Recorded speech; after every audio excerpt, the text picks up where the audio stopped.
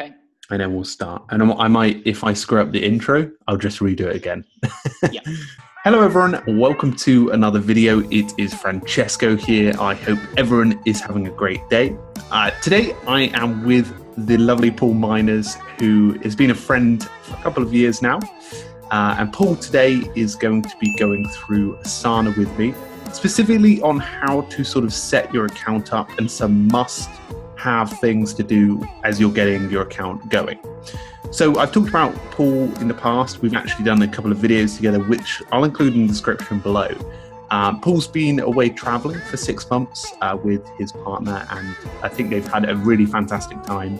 I'll include his travel posts in the description below as well, because they're super interesting if you're looking to learn more about self-development and sort of also about how to sort of I think what Paul does really well is about sort of distilling his experiences, but also bringing all of the tips and tricks from things like Tim Ferriss podcasts and lots more learnings from that. So I'm going to be passing over to Paul for this feature. Paul's going to talk about 5 of the must-have things to do when you're setting up your Asana account. So Paul, maybe you want to give a little bit of an introduction to yourself, being the Asana expert that you are. Yeah, thank you, Francesco. Thanks for having me on the video. So for anyone that hasn't seen me, my name's Paul. I'm a productivity blogger and consultant. I've been blogging for a few years, and I started my consulting about 13, 14 months ago now, around helping companies with improving their use of Asana, just because Asana is a tool that I use every single day. I love the product. I don't specialize in anything else in terms of task management anyway. But Asana, yeah, it's a tool that I really love and enjoy helping companies to get more use out of it. So yeah, today I wanted to share sort of 5 tips on key things to keep in mind when getting started with Asana, based on some of the common mistakes that I've seen. And yeah, if you have any questions after this, please feel free to leave some comments below this video, and I'd love to help you out. Fantastic. That's great. And what I love is I'm not too much of an Asana expert, and Paul is the man to go to. He's done some other videos on the channel here, so I'll be including those in the description. And at the end, we'll include some of the information about Paul's work with Asana. So just to start off, number 1, setting up your project list. What did you mean by this when you kicked this off? Yeah, this is probably one of the most common reasons people approach me to get help with Asana, is getting their team and project structure correct. One of the common mistakes I see is people sort of go a bit crazy, setting up lots and lots of different projects. And one of the reasons I think that is because people set up projects as what you would typically think of as a project. So for example, I was recently launching a new program for a virtual consulting program that I was releasing. Now that's actually a project. Like, there's a definitive like start and end date. There's a bunch of tasks I have to do in the middle. I could have theoretically set that up as a project in Asana, as a project on the left here in this sidebar. However, when you have lots of different projects, the sidebar here can get quite sort of messy and difficult to manage. So I often lean towards having a more concise project structure, where instead of setting up projects as what we would typically think of as projects, I set up more like areas of responsibility or departments. So for example, and excuse me, one disclaimer I'll say is, like, this is just one method. I appreciate that depending on how you use Asana, depending on the business that you're in, the industry, the nature of your business, if you're working with clients and that kind of thing, you may need a different structure. But in general, this is, I feel, a good starting point. So for example, I've set up some sort of departments or areas of responsibility here. So I've got admin, I've got like a content calendar, marketing, and website. So these are what I would refer to as like evergreen projects. They're not really going to come to an end. And then within these projects, that's when you can actually use tasks to almost represent projects. So for example, if I was in this marketing project, I could create a task for launch new consulting program, if I can spell correctly. So this task would actually represent, for example, for me, that project that I was recently working on.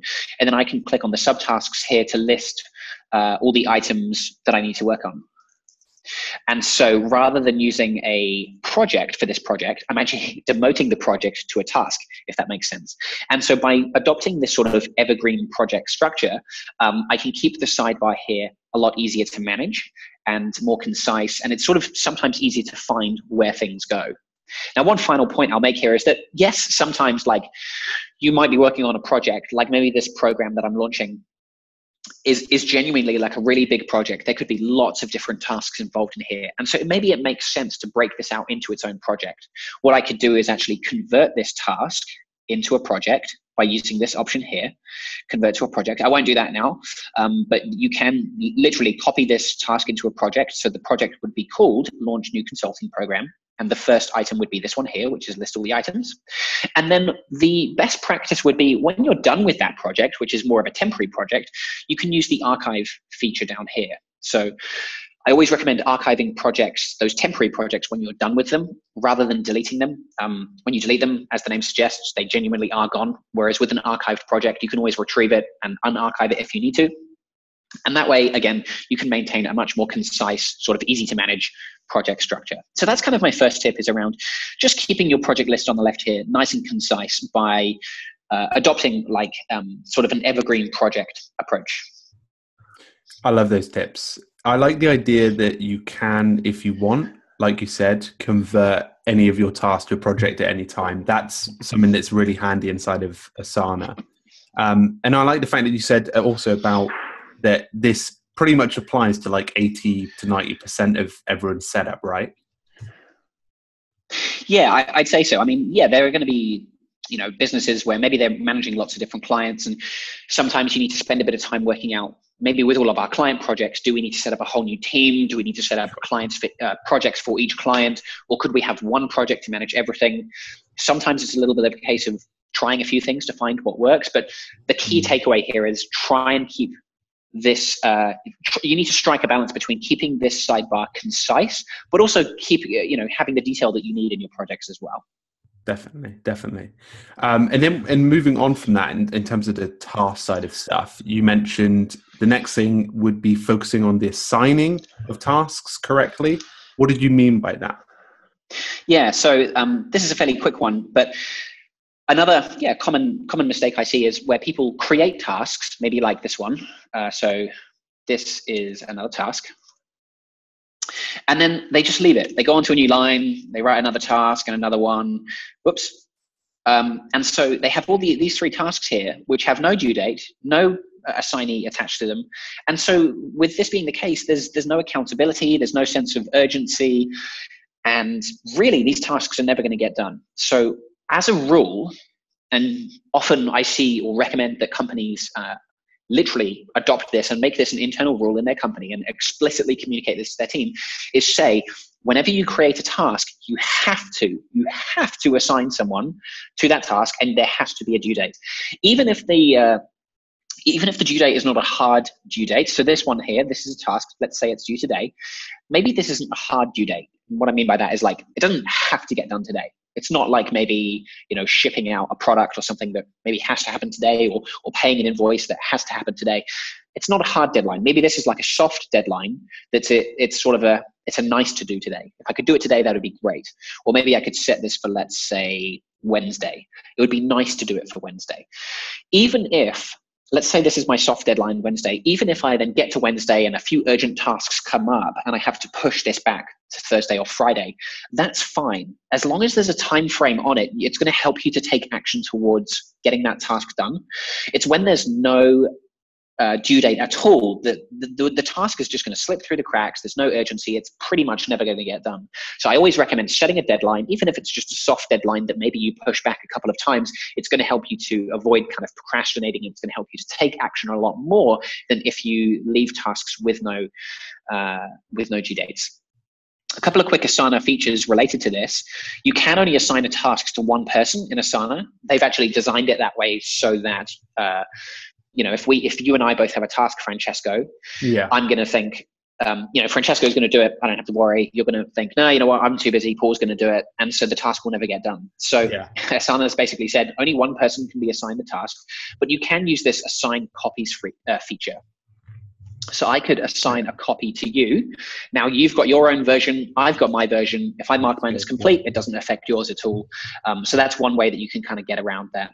And then the final kind of point worth mentioning related to the due dates is that you can set dates to repeat, which is extremely useful for some of those tasks that you need to complete on a weekly or monthly basis as well. That's really good. Yeah, that's very handy. I didn't actually know about that make a copy. I didn't contextualize it in that way that you explained. So that's really helpful. And then when it comes on to your individual tasks, so the My Tasks page, how do you deal with organizing that and also dealing with overdue tasks as well? Yeah, good question. So let me assign a few more to myself, and actually I'll just show you. I can click on a task, holding shift, I can select those 3 and actually bulk assign them to myself, which is a nice quick way to bulk edit tasks. So let's put some due dates on here. I'm just gonna, very random, and let's say this one's today. So we're in this project right now. All of these tasks have been assigned to me. Actually, there's one to you as well. Now, if I go to My Tasks up here, this is probably the most useful screen in Asana because it shows me everything that's assigned to me across all of the different projects that I'm working in. So, if I've got tasks from these other projects, they would also show in here. I always almost think of like the projects is where you go to plan the work. The My Tasks is where you come every single day. It's the screen you open up first thing, and it's where you look to actually do the work. So they've all come into here. They've come into this new task section. They've got blue dots next to them. And you almost want to think of these as like unread emails. Because remember, I've assigned these to myself, but Asana is a team task management tool. A lot of times tasks will be assigned to you from other people. So this might be, actually when I come here, this might be the first time they've even seen this task. So now what I want to do is actually sort these tasks according to their dates. So I can click on the due date here. This one that's due today, I'm actually going to mark for today. This one that's due tomorrow, I'm going to mark as upcoming. Now, upcoming is generally anything coming up within the next 7 days. So I'll do the same with this Wednesday item. Actually, even this Friday item as well. I can move these all to upcoming. This item here that's on the 28th, that's a couple of weeks away. I don't really need to worry about that for now. So I'm going to mark it for later. And so you can see now the new tasks have disappeared. I've kind of sorted them all now. I've sort of, in a sense, read all my email. And I've sorted the tasks into these 3 sections. And you can see with the later section, it's actually collapsed by default. So I could expand that if I want to. I can always look at those later items if I need to. But by default, these items are hidden. And it's just a nice way of hiding the things that aren't due for a little while. Now, the nice thing about this page is that as the due dates fall due, Asana is going to move these tasks through the My Tasks page for me. So on the 21st of September, when I open up Asana the first thing that day, this task here will be up and upcoming. And then on the 28th of September, on the day it falls due, it will automatically move up into today. So what this means is that Asana takes a lot of the effort out of actually kind of planning in a sense. I can kind of just open up Asana and go, what do I need to do today? And look at my today list and I can start tackling those items. Now, obviously, I do need to sort of look a little bit ahead. Like this task for tomorrow, maybe I actually need to start working on that today. I could actually mark it for today if I want to. Even though it's not due today, I can mark it for today to just show myself that I need to spend some time working on this, even though it's not due till tomorrow. And so this is, again, a really useful screen. One of the common mistakes I see is that people neglect this page. They leave them in that new section without sorting them into today, upcoming, and later. And then you get this long list of new tasks without any sense of structure or order between them. So taking advantage of this screen, using the today, upcoming, and later sections is by far one of the most useful things you can do to just make sense of your tasks and stay organized when using Asana. I really like that. That sort of setup is very good. I like that it hides it away in later as well, and that you can shuffle that down. That's very handy. So when it comes to managing the inbox side of stuff in Asana, how do you go about doing that? How would you recommend? Yeah. So as I said, Asana is a team collaboration tool. It's where communication can happen. A lot of companies will actually communicate in Asana versus using email. And so the place where you get notified about all this communication and all of the updates to your tasks is up here in the inbox. So you can actually see I've got an orange dot up here. So if I click on that, you almost want to think of this as a replacement for your email inbox, or it's almost a bit like that Facebook notifications menu. So here we go. I've got a few things in here. Let's see. So if I click on this first item, Francesco has assigned this to me, so I can see that it's been assigned to me. That's great. Now, the best practice on this screen is to actually archive the notifications when they're done. So if I click this X here, I can archive that notification. Now, the task itself is fine. I haven't edited the task. I've just archived the actual notification. Now I can click on this next one and deal with this. So I've got a comment here. So we're having a bit of a conversation down here. Looks great. Okay, cool. What I might do now is just give Francesco a little like down here just to show him that I appreciate his comment. And now I'm going to archive that item as well. And so now I have a nice empty inbox. I've reached inbox 0. And I can always go back and find those items if I need to. If I click on this archive tab, I can go back and find those comments, those notifications. But the best practice on this screen, or sorry, the mistake I see first is that people, again, they don't understand this screen, they neglect it, they don't know that they need to be looking at this, and so they often miss those comments. And you have this conversation going on between two people where Francesco says, Paul, I left you a comment, you should have seen it. And I say, oh, sorry, I didn't see it, I didn't know where to go. How do I see that comment? Where you see those comments, where you see those updates is in here. And archiving those tasks is really important, because then sorry, those notifications, I should say, because when new things come in, I will see those new things. Whereas if I've got a long list of notifications that I haven't archived, it's sometimes hard to pull out and identify the new things that are coming in. So keeping on top of this inbox, just archiving as you go, which is very straightforward, quick and easy to do, is another just like really simple but quite important tip to be following as well. Brilliant. And sort of like a final thing, when it comes to like things like email, we always get overwhelmed with it. But what's your tips about checking in on this sort of function every day, or as Asana as a whole? Yeah, Asana should be the kind of tool, if teams adopt it correctly, and if they're really taking it seriously, it should be the kind of tool that you're not just checking once or twice a week. It should be something you live in, and it almost becomes the ecosystem in which you do your work every single day. And so you should be like coming into the My Tasks first thing in the morning, checking your inbox just like you would check your email first thing in the morning or whenever you want to, and checking it a number of times throughout the day. I've worked with clients where, when they're just forming this new habit. Well, one client a few months ago said that he sort of neglected it for a day, and then because he was out of the office, and then he came back the next day and he felt like he had to spend ages just catching up on all the the notifications that had come in. And so, but when he got into a habit of actually checking in every single day or a number of times per day, it became a lot easier to maintain, and he felt a lot more organized as a result. So it really does need to become the kind of tool that is, like the ecosystem in which you do your work, that you're checking very regularly throughout the day. Sure, it's like part of the routine in a similar aspect as you would with email. Well, to some extent, of course. Yeah. Brilliant. Yeah. Fantastic. I think those 5 tips will be very helpful for anyone starting out.